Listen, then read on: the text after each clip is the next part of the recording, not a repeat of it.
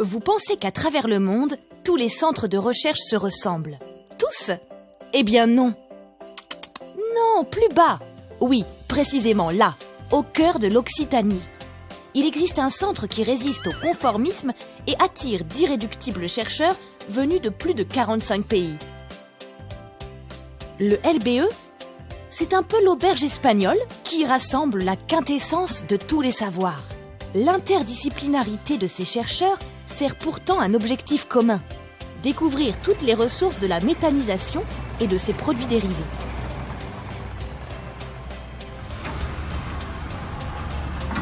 Si le LBE est reconnu à travers le monde grâce à ses très nombreuses publications, en France, le LBE a obtenu 3 fois le prix Polytech ADEME des techniques innovantes pour l'environnement.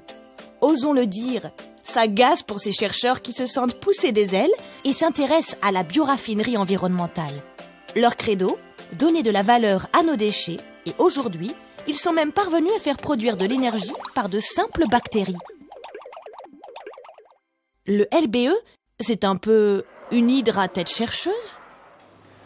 Alors l'hydre à plusieurs têtes, ouais, c'est une image intéressante parce que quand le LBE a été conçu, l'idée c'était de rassembler autour d'un même objet de recherche des compétences complémentaires qui vont de l'écologie microbienne jusqu'au génie des procédés en passant par l'automatique. Enfin, il y a des mathématiciens, donc des microbiologistes, des ingénieurs qui mènent une recherche sur un même objet. Donc à l'époque c'était uniquement pratiquement la méthanisation et ça s'est diversifié depuis.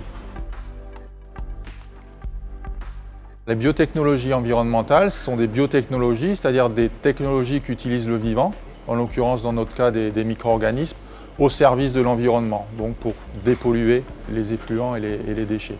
Maintenant, la problématique a évolué. Nous, maintenant, on parle de bioraffinerie environnementale, c'est-à-dire de donner de la valeur à nos déchets et à nos effluents. On fonctionne sous forme de collaboration, alors notamment ça passe via des projets de recherche communs.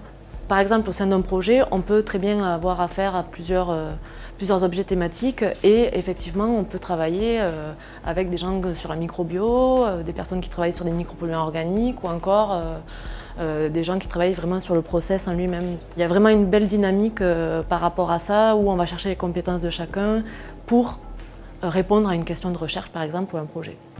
Pour faire de la bonne innovation et intéresser les industriels, il faut avant tout faire de la bonne recherche pour avoir des choses à proposer. L'expérience que j'ai acquise au bout de 15 ans de l'industrie constitue un plus en fait, pour le déroulement en fait, de mes missions ici au LBE en tant qu'ingénieur de recherche. Les problématiques industrielles trouvent écho dans les questions de recherche sur lesquelles nous travaillons ici au LBE.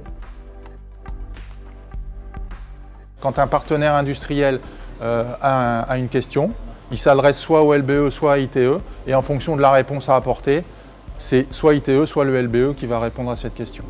On agit, nous, sur des questions qui sont des questions posées par les industriels, les partenaires industriels du laboratoire, qui ne nécessitent pas d'engager des actions de recherche. Le rayonnement du LBE, il est dans la sphère académique. Le rayonnement d'Inra Transfer Environnement, il est plutôt dans la sphère, on va dire, économique et sociétale. Le LBE, depuis toujours, attire beaucoup de gens, que ce soit des doctorants, des postdocs, des jeunes chercheurs, etc., de l'étranger. Il y a toujours un grand nombre de nationalités représentées au LBE et ça crée une ambiance de travail agréable. Je trouve que ce mode de fonctionnement est vraiment très bien.